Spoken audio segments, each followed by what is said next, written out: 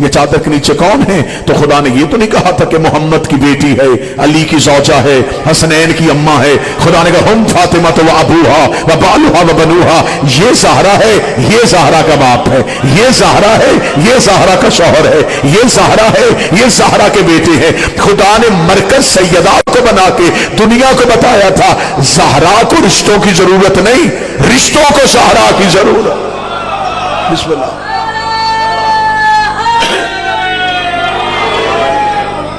بسم اللہ بسم اللہ۔ بادشاہ حسین عزت ہے، مرزا صاحب عباس شاہ جی تشریف آگے تشریف لیں سر، عباس شاہ جی تشریف لیں آگے سر۔ یا علی،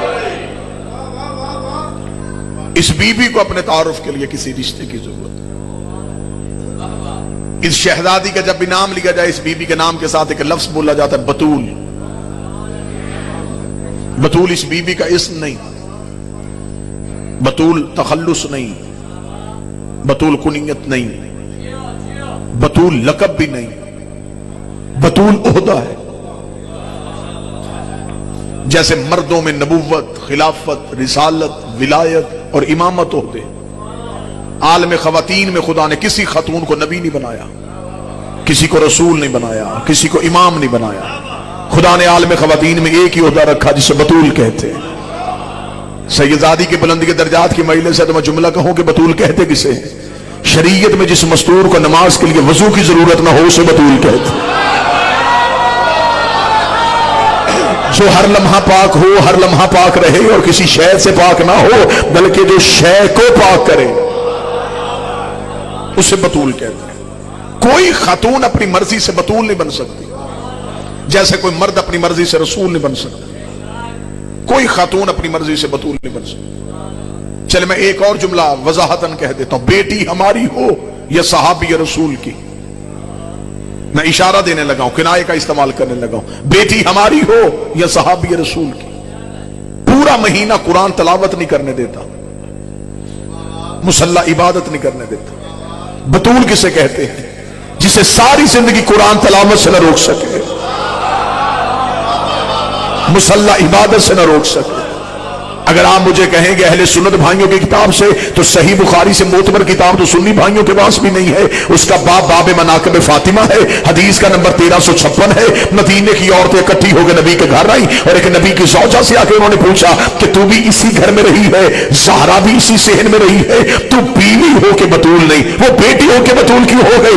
نبی کی بیوی دیکھ دی ما اقول فی حقھا ولدت الحسن بعد صلاۃ الظہر وصلاۃ العصر، میں تمہیں بتاؤں یہ کتنی پاک ہے، ظہر پڑھ کے حسن جیسا امام دیا اور عصر کے لیے پھر مصلی پہ آگے کھڑی۔ مولا حسین عزت ہے، ظہر پڑھ کے حسن جیسا امام دیا، عصر کے لیے پھر مصلی پہ کھڑی۔ جو ہر لمحہ پاک ہو، جو ہر لمحہ پاک رہے اسے بتول کہتے ہیں۔ متوجہ ہے بات کی ذرا؟ اس مستور کو بتول کہتے ہیں۔ اس سے پہلے یہ عہدہ ایک نبی کی ماں کے پاس ہے، جناب مریم کے۔ جناب مریم کو بھی اللہ نے بتول کہا ہے، مریم بھی بتول ہے، ندیم بھائی، اور جناب سیدہ بھی بتول۔ اب کوئی یہ نہ سمجھے کہ ابھی آپ نے کہا تھا یہ عہدہ ہے تو اس کا مطلب ہے جو عہدہ عیسیٰ کی ماں کے پاس ہے وہی عہدہ نبی کی بیٹی کے پاس ہے، نہیں۔ مریم ہے بتول صغرا، سیدہ ہے بتول کبرا۔ اچھا میں دلیل کے لیے ایک لفظ کہہ دیتا ہوں، بتول صغرا اور کبرا کیوں؟ مریم کا ایک بیٹا معصوم ہے، آپ متوجہ رہیں گے تو بات سمجھ میں۔ مریم کا صرف ایک بیٹا معصوم ہے، زہرا کے 11 بیٹے معصوم۔ زمانے کو پتہ چل جائے گا، ابھی چھوٹی بتول کے بیٹے کو بھی آنے دو، بڑی بتول کا بیٹا بھی آئے گا، وقت نماز کا ہوگا، صغرا کا بیٹا بھی ہوگا، کبرا کا بیٹا بھی ہوگا۔ زہرا کا بیٹا مریم کے بیٹے کہے گا تقدم ابن مریم، مریم کا بیٹا اگلے مصلی پہ آ، عیسیٰ کانپ کے کہے گا میری جرت ہے میں زہرا کے بیٹے کو نماز پڑھاؤ۔ میرے بارہویں کی ایڑیوں میں عیسیٰ اپنا ماتھا رکھ کے دنیا کو بتائے گا اوے عقیدے درست کرو، جس کا آخری بیٹا عیسیٰ جیسے نبی کے پیچھے نہیں پڑتا اس کا باپ کسی بت پرست کے پیچھے کیسے پڑتا؟ جس کا بیٹا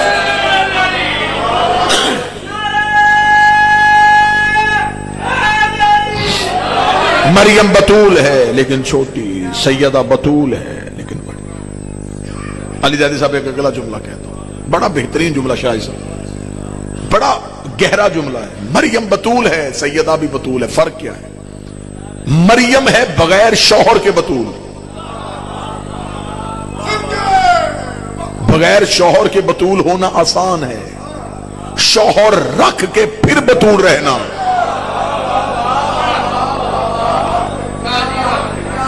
یہ خاصہ سیدہ۔ قوم نے مریم پہ الزام لگایا، شریعت فقہ کے قوانین بدلتے ہیں، شریعت کے قوانین نہیں بدلتے۔ سنیوں کے ہاں بھی شریعت وہی ہے، شیعوں کے ہاں بھی شریعت وہی۔ شریعت کے قوانین میں سے ایک ہوتے ہیں صغیرہ گناہ، ایک ہوتے ہیں کبیرہ، ایک ہوتے ہیں کبائر گناہ۔ کبائر گناہ کے لیے معصوم کہتا ہے کہ سوائے اللہ کے کوئی معاف نہیں کرتا۔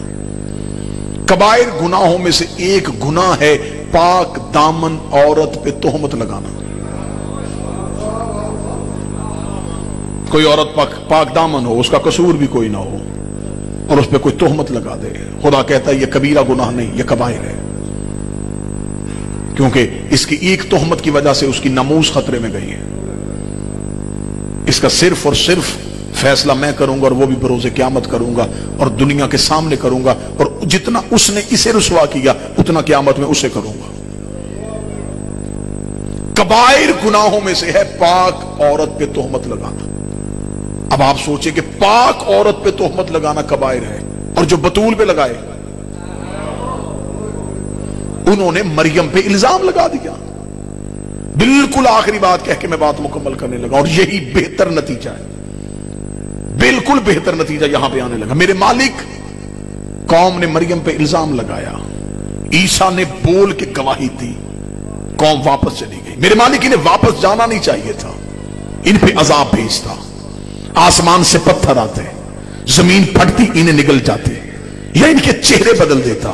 اس دور میں عذاب آتے تھے، تو نے اس قوم پہ عذاب کیوں نہیں بھیجا؟ آواز قدرت آئی کہ عذاب آنے کے لیے تیار تھا لیکن ٹل گیا۔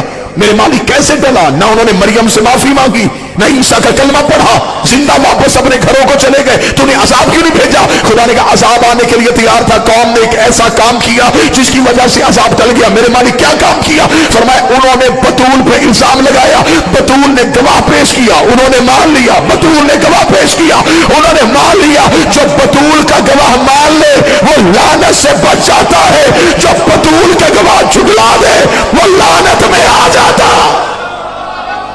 انہوں نے مریم پہ الزام لگایا، مریم نے گواہ پیش کیا، انہوں نے جو بطول کے گواہ مان لے وہ لعنت سے بچ جاتا ہے۔ صدا سے معافی مانگ کے جملہ کہوں گا، مریم نے ایک گواہ پیش کیا، وہ بھی بیٹا، قوم مان کے چلی گئی۔ زہرا نے 2 گواہ پیش کیے، اور صرف گواہ پیش نہیں کیے، بھرے دربار میں کہتی رہی میرے بیٹے میرے گواہ ہیں۔ حسن اور حسین امام ہاتھوں پہ رکھ کے کہتے رہے ہماری ماں سچ بول رہی ہے۔ ابتدا ہے مجلس کی، پہلا خطیب ہونے کی حیثیت سے میرا حق بنتا ہے سیدادی کے بلندی درجات کے لیے میں پہلا پرسہ شہزادی کو پیش کروں۔ خوش قسمت ہے عمران قاسمی، پورے ملک سے لوگ ان کی والدہ کے دکھ پہ انہیں تسلی دینے کے لیے آئے ہیں۔ ساری رات زینب روتی رہی، رو کے کہتی رہی ہے بابا مدینے کے لوگ ہمارے دروازے پہ آ کے کہہ کے مار کے کہہ رہے ہیں اے علی تو نے ہمارے مردوں کو مارا تھا، ہم نے تیری خاتون کو قتل کر دیا۔ 4 گھنٹے دربار میں کھڑی رہی ہے محمد کی بیٹی، بادشاہ حسین کی عزت کی قسم ہے۔ جو سادات بیٹھے ہیں ان سے اجازت لے کے جملہ کہوں گا، 13 معصومین کی محنت ایک طرف، اکیلی زہرا کا 4 گھنٹے دربار میں جانا ایک طرف۔ آج بھی کسی نئے شیعہ بندے سے پوچھو کیوں شیعہ ہوا، وہ کہتا میں علی کی تلوار پڑھ کے شیعہ نہیں ہوا، मैं हसन का दस्तरखान दे के शिया नहीं हुआ, मुझे शिया कर गया मोहम्मद की बेटी का दरबार जाना। आज भी जो हक को पाता है वो सिर्फ रसूल की बेटी का हक समझता है तो वो हक को पा लेता है। पिंडी भटिया के करीब एक मौजा पक्के, वहां पे एक सैयदों का घर था। वहां एक मुनाजरा हुआ था जिसे आज पढ़ता रहा, रोता रहा। बस यही एक बात सुना के सलाम करने लगा। इसी में मुसाइब है, इसी में पैगाम है। मौलवी के सामने मेहराब के आके बैठ गया। उसे कहा, देख मौलवी नूर, हमारे गांव में था एक सैयदों का घर, वो सैयद अपने घर में रोते थे। तुम कहते थे इन सैयदों को मना करो, ना रोए।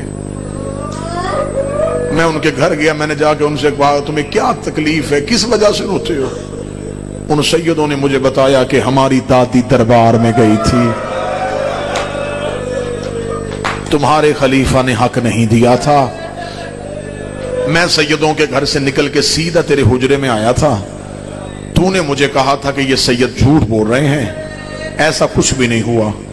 मैंने कहा था अगर इन सैयदों ने इल्जाम लगाया है झूठा तो फिर इस गांव में ये सैयद नहीं रहेंगे। मैंने उन सैयदों से जाके बात की, उन्होंने बुलवा लिया अपना मौलवी, वो बैठा है डेरे पे किताबें लेके। वो तुझे किताब दिखाता है तो उसे दिखाता है। मुझे तुम्हारी किताबें समझ नहीं आ रही, मुझे नहीं पता कि किस किताब में क्या लिखा है। मैं जमींदार बंदा हूं, मुझे सिर्फ एक सवाल का जवाब दे, बेटी मोहम्मद की दरबार गई थी?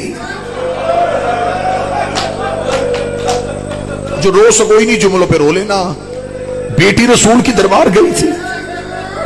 मौलवी नूर ने कहा, चाचा आज तक हक बनता नहीं था। उसे कहा हक छोड़, गई थी।